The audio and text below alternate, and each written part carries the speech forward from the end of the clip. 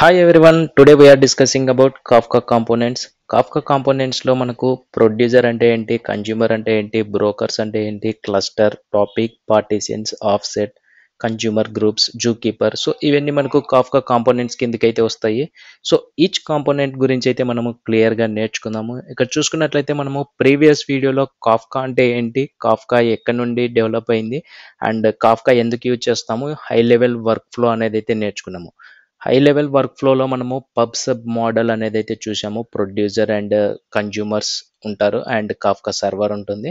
So ఇక్కడ చూసుకున్నట్లయితే మనకు ప్రొడ్యూసర్ వచ్చేసి మనకు ఈవెంట్స్ ఆర్ మెసేజెస్ని సెండ్ చేస్తూ ఉంటారు కాఫ్కా సర్వర్స్కి. సో కన్జ్యూమర్స్ వచ్చేసి ఆ కాఫ్కా సర్వర్ నుండి ఆ మెసేజెస్ కానీ ఈవెంట్స్ కానీ కన్జ్యూమ్ చేసుకుంటూ ఉంటారు.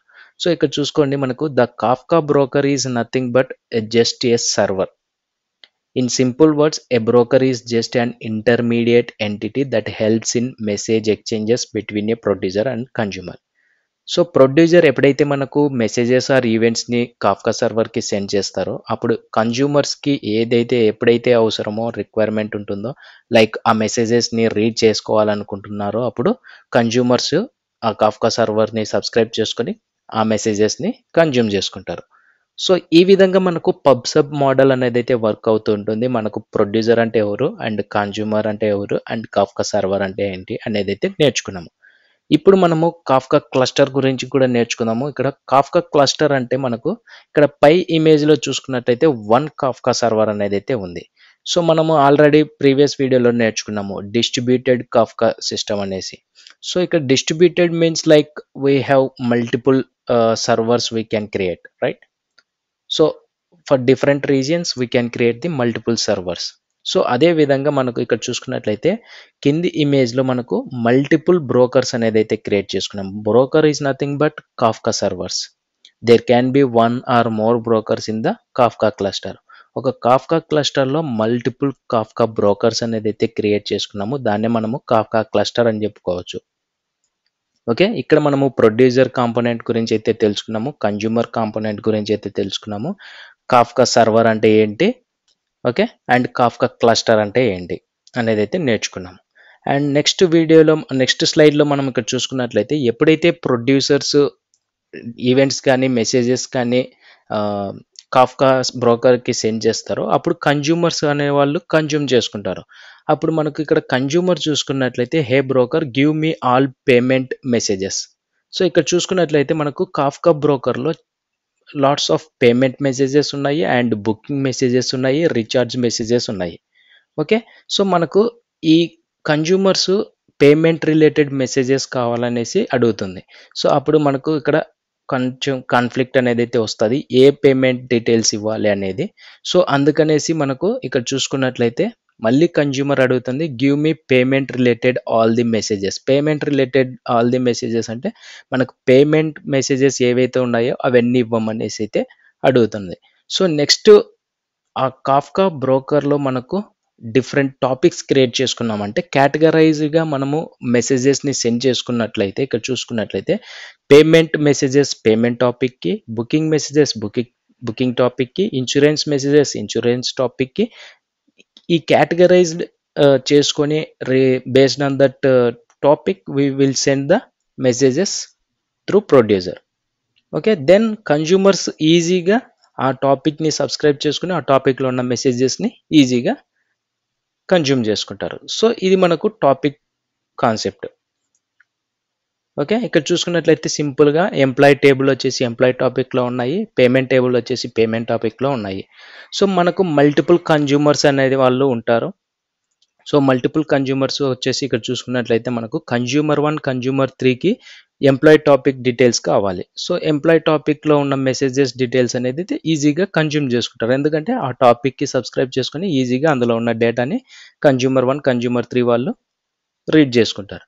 అండ్ అలాగే కన్జ్యూమర్ 2కి ఓన్లీ పేమెంట్ డీటెయిల్స్ కావాలనుకుంటే పేమెంట్ టాపిక్కి సబ్స్క్రైబ్ చేసుకొని అందులో ఉన్న మెసేజెస్ని కన్జ్యూమ్ చేసుకుంటారు ఈజీగా.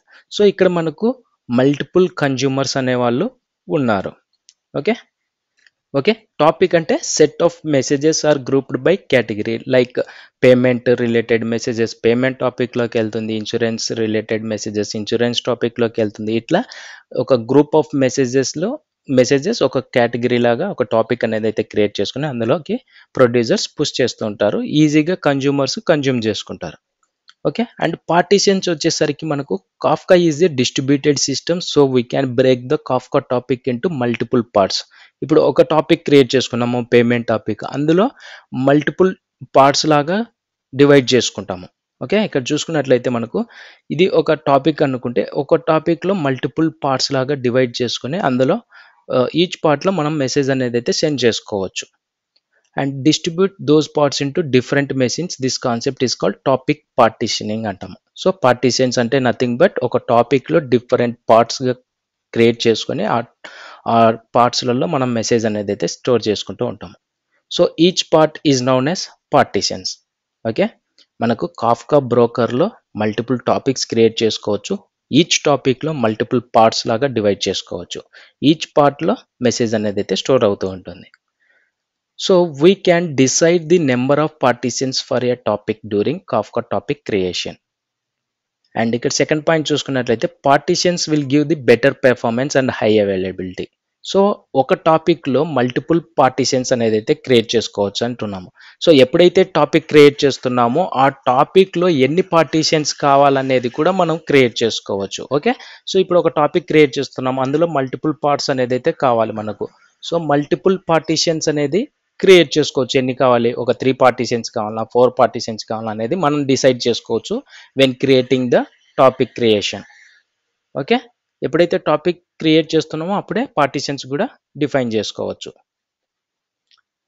అండ్ ఇక్కడ చూసుకున్నట్లయితే కన్జ్యూమర్ గ్రూప్స్ అని చెప్పుకున్నాము, మల్టిపుల్ కన్జ్యూమర్స్ ఉంటారని చెప్పుకున్నాము. ఇక్కడ చూసుకున్నట్లయితే as the name suggest the Kafka consumer group is a group of consumers.